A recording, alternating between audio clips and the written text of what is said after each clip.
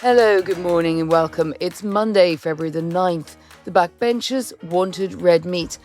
They got the redhead, but we'll find out if that was enough. My name is Anne McElvoy from Politico. And I'm Sam Coates of Sky News. Keir Starmer has never governed the Labour Party without Morgan McSweeney pretty close to his side. He would not have won the leadership contest without him. He is unlikely to have achieved a landslide victory in the 2024 general election if he hadn't been there. Now we find out whether the pair are as indivisible as allies have claimed.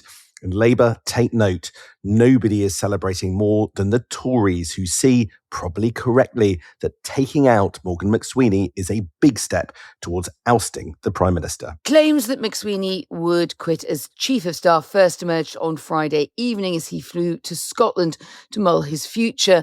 After repeated conversations with the Prime Minister and multiple denials that he would be departing, he did so on Sunday. The pair decided by mutual consent that he should resign at that lunchtime. To fill the gap for now, two Deputy Chiefs of Staff have been promoted, Jill Cuthbertson and Vidya Alexson. Congratulations both, kinda. Have you ever heard, Anne, of a phenomena documented in academia that's called the glass cliff edge? This is something that's been traced quite rigorously, where in difficult times, people are much more likely to appoint women to be leaders. You know, given organisations that are already in crisis. However, these women then start in a very precarious position, something almost set up to fail. And some actually see this in itself, a bit like the glass ceiling, is a form of sexism. I'm afraid I do wonder, after years of boys' club accusations, whether this is what Keir Starmer has ended up doing over the weekend. Absolutely not a comment on Jill or on Vidya. It's just a fact that he only seems to have reached for women as it potentially comes too late. I love the glass cliff edge idea, and I think it could take me far. But yes, there is talk even of a female chief of staff emerging here to draw a line under that testosterone vibe. And this number 10 has always been sensitive on that score. So Jill Cuthbertson stepping up there, complete professional, Sam. You remember she helped manage Sri Blair when that was a thing, as well as Gordon Brown, Ed Miliband. So, she's really got the stripes of the Labour years.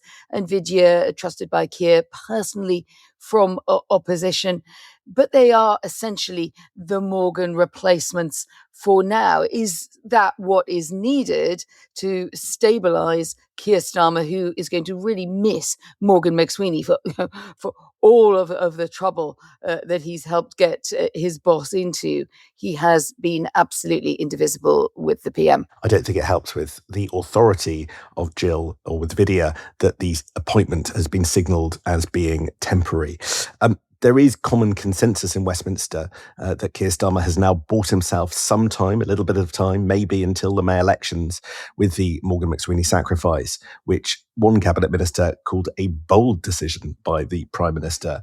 But I do wonder, and I can see this in the papers as well, whether removing the very final line of defence against it, whether or not the Prime Minister could at just some point conclude the game is up. I think it's quite significant that we're not going to see Keir Starmer on camera today, because he is an expressive person and you could just tell how beaten up he might feel and people might draw their own conclusions. That could be true. Can I just put an alternative case, Sam, that by accepting the McSweeny resignation in the end, if it was a case of Keir Starmer thinking I might walk the plank myself, would he have sacrificed McSweeny as he did? I mean, this is something I think we'll one for the Keir Starmer biographies of the future. And he does, as one very old friend of his said to me, in the end, it's other people who tend to go, isn't it, when Keir Starmer's Prime Minister and he stays there. Is that really going to stick this time? Well, the sheer scale of the challenge of long-term, even medium-term survival, as you point out, do look very hard. That does look extremely difficult. Last week, the Prime Minister was bounced into agreeing to release hundreds of thousands of messages. And that is really the order of magnitude here. Private emails, WhatsApps about Peter Mandelson, they themselves could prove very hard for any sitting government to withstand. Then there's the Gorton and Denton by-election, just over 2 weeks now, with the Greens and Reform UK throwing everything at that seat. And of course, those May elections, that Golgotha of elections ahead. Starmer's due to head to the Munich Security Conference later this week, as am I, which coincides with the start of parliamentary recess. Now, the one thing about Munich, I suppose you could say, is an advantage, is it brings him back together in that E3 constellation with Macron, with Merz, and it looks like a good platform for him as the Ukraine Prime Minister, and maybe a respite. But that's Friday, and it does feel a long way away, doesn't it? God, yeah. I mean, something we're entering a pretty critical 48 hours. Now, contrary to the rumours going around yesterday, there is no prime ministerial event or address to the nation scheduled as we speak. Instead, the day is bookended by two different things. The first, this morning, and I have to say, Anne, that's watching the markets. I know, because some people were in touch with me last night, there is concern amongst traders who were initially twitchy at those rumours of a public statement by the PM about the health of the government and what could come next. There's one person watching closely on behalf of the city put it to me, they're less interested in the soap opera, more on the bottom line of who would be Chancellor under Rayner or Streeting. And I see that Bloomberg this morning, they're reporting that hedge funds have ramped up betting against the pound, which is never a good sign. Currently, the pound is at its lowest level in a couple of weeks against the dollar and the euro. Great news for those heading abroad for half term at the end of the week. Then at the other end of the day, Keir Starmer is doing his only known event. He'll address the Parliamentary Labour Party and lay out how he intends to repair his very dented premiership. In truth, it's a meeting that will work both ways, because MPs are also assessing his plans to reset without McSweeny by his side, while the PM wants to see whether the MPs are with him or against him. Yes, they got that redhead on a platter that they wanted this weekend, but that has left him exposed. He's lost all the insulation that he might well have had. And the trouble, it seems to me, it'd be interesting how you see this, Sam, is having got Morgan to walk the plank, backbenchers get a scalp, but it's very clear that the Prime Minister didn't really want this outcome as late as the end of last week. One problem that I hear a lot is that McSweeny was basically the person who got decisions out of Keir Starmer. There are some Prime Ministers who need a Chief of Staff as a very high-level, functional, organisational kind of gig. There are some who use it as sounding boards, Jonathan Powell to Tony Blair, for instance. But I was told by people who've witnessed this close up that getting Starmer to the point of decision is often very difficult. So that is going to be the task for whoever succeeds Morgan McSweeney. And we're seeing a lot of people putting their own skin in the game and emerging a bit damaged from this. Even Pat McFadden, the stalwart of any crisis, who was saying it was pointless for McSweeny to go if the Prime Minister stays. I think he said that about 24 hours ago. And one thing I think senior MPs really do worry about is having political collateral used up in this way, saying things which then turn out to be reversed. In fact, one Labour MP told Playbook he might fake his own death to get out of having to do something like that. Look, I completely agree that cutting out a figure as big as Morgan McSweeney from this government is going to be messy. I want to give you one metric of just how febrile it felt last night, and because actually, for all the talk of a mutually agreed departure by McSweeney, there was extreme jitteriness in number 10 yesterday privately. They were worried that McSweeney's exit would itself instantly descend into a briefing war between allies of McSweeney and allies of the Prime Minister. I have this on good authority, even though it's not publicly known. Look, the process of McSweeney's exit was complicated. There were multiple conversations with the PM. As late as yesterday morning, Pat McFadden was saying it wasn't going to happen. I'm told at one point Richard Hermer got involved, although claims of a call yesterday morning were denied. But you could tell the tension just from McSweeney's statement. Think of it like this. McSweeney could have just said, I've become a distraction, I'm off. But in a signal that he would fight for his reputation, he put the case for defence for himself, stressing, for instance, he did not oversee the due diligence and vetting process for Mandelson. Then, through yesterday afternoon, there were McSweeny outriders in action and inaction fast to talk up the guy's role, and pointing the finger at figures like Jonathan Powell, who backed Mandelson but remain in post, as well as Chris Wormald. And also saying that this government doesn't work when there's distance between Keir and Morgan. So it doesn't look like it's as easy as the government want to present. And the point being made to me was that Keir Starmer has ended up sacking every single member of his senior team from opposition now, apart from Jill Cuthbertson. So worried were Number 10 about all of this that they did a ring round of people begging not to brief against the PM. That does not smell of mutually agreed in the sense that we would, or Number 10 would want us to have it. But here's the truth, Anne. There are simply some people who are more loyal to McSweeny in this government than to Starmer. And before listeners harumph about that being inappropriate, it's just a function of their personalities. Look, one minister was saying how a few weeks ago, McSweeny, who they didn't know, turned around and said, "How is it going in your constituency?" and named it by name, making clear that McSweeny absolutely knew everything about this person. And this minister said, "I'm not even sure the Prime Minister knows my name at all." That's the kind of level of relationship that the Prime Minister hasn't been able to forge with his own party, but McSweeny did. So there are, a little bit like Dominic Cummings, acolytes who felt that they were there as McSweeny loyalists. That's so dangerous. The point that I think underlies a lot of this present trouble, and will come back into view today, Sam, in that address to MPs, and that sort of, I feel they're on a very suspicious mutual kind of date together, MPs and the Prime Minister, later on, is that they're not there for the Prime Minister because he has not been present for them. And I spoke to one very well-known North East MP who told me they hardly ever saw the Prime Minister, other than in large groups in a room, to your point about not knowing really about constituencies or constituency boundaries or how the relations are with the constituency next door, all of that stuff. You should get a kind of working knowledge of. As leader of the party, remember, as well as Prime Minister.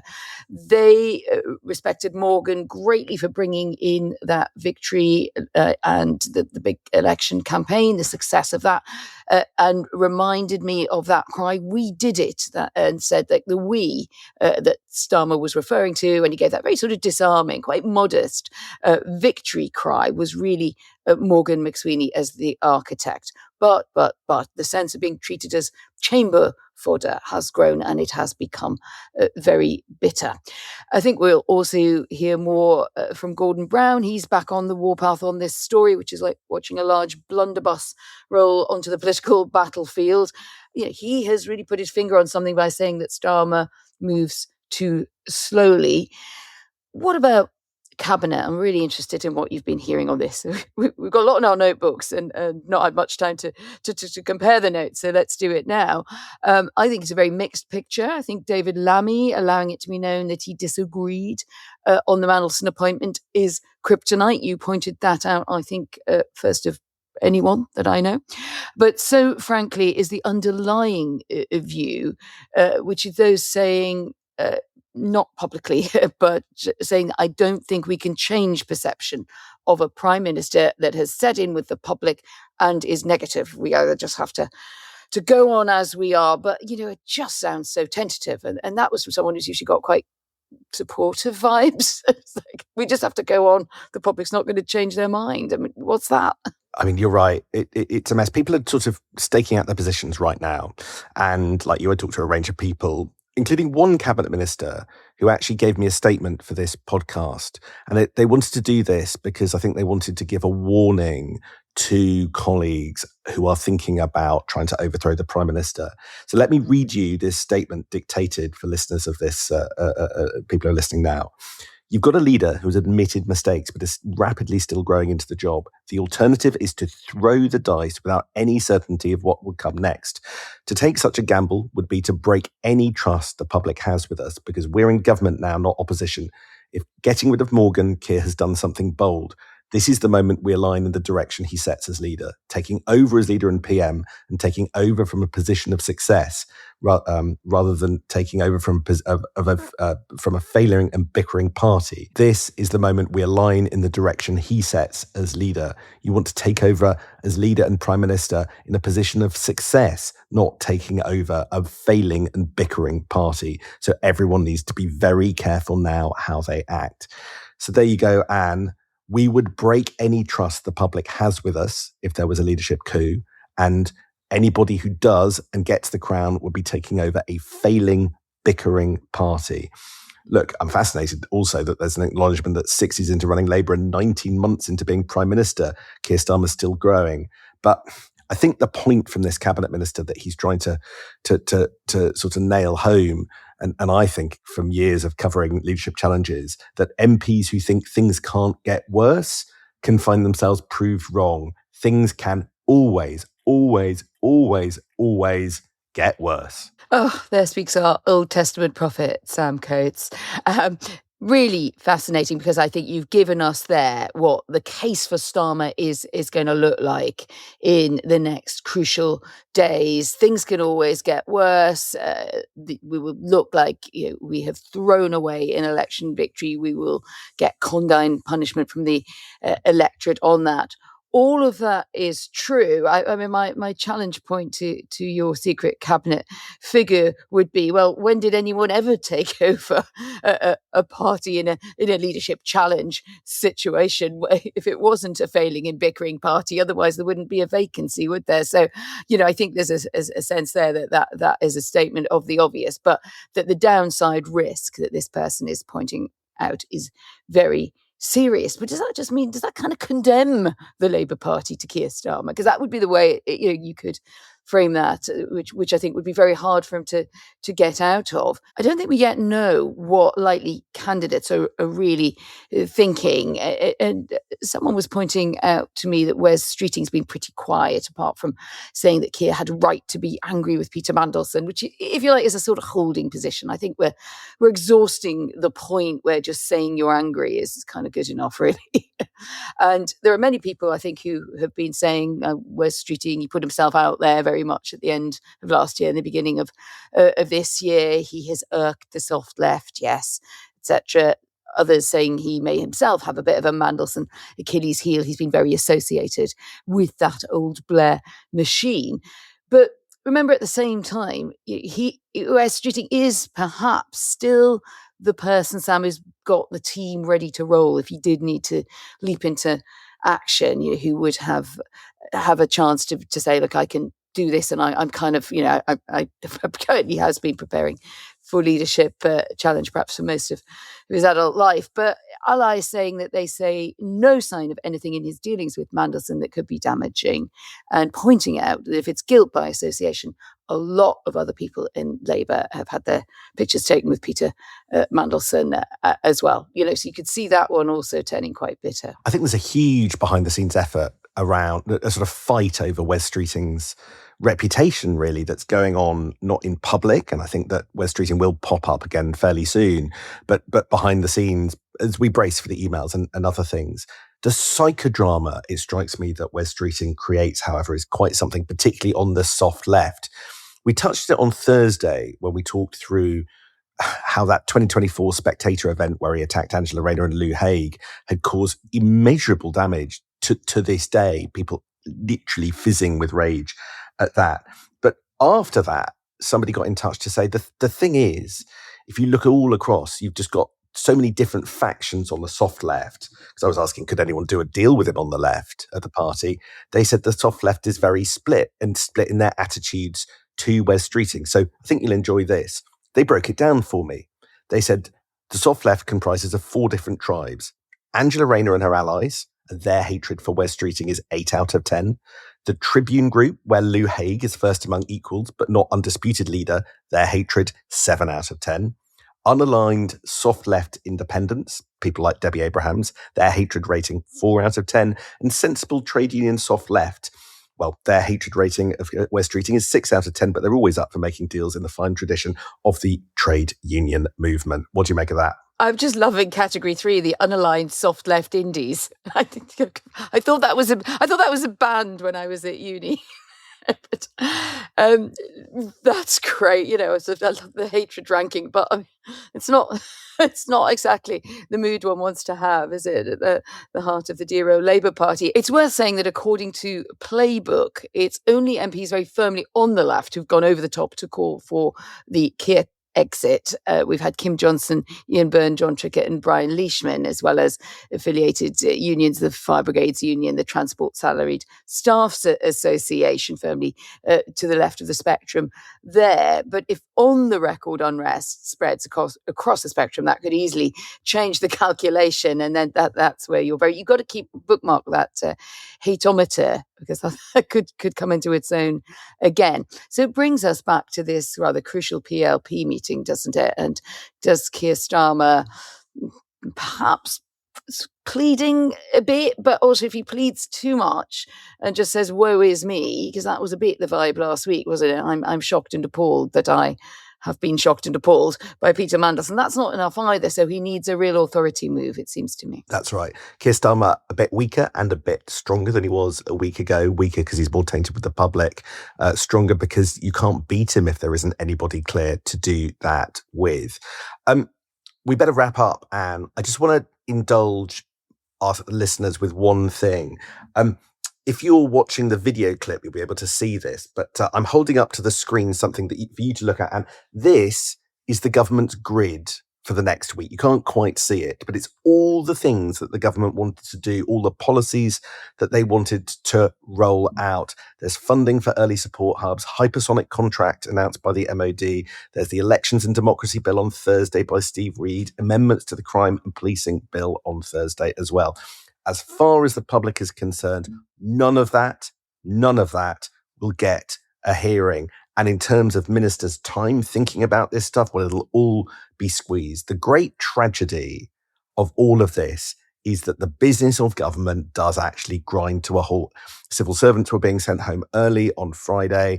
Nothing happens. There is a real cost to all of this mess. And I think it's worth just reflecting that doesn't do very much credit on our political system. Yeah, indeed. What a week it is going to be. Stay with us. Stay with us. We'll see you tomorrow.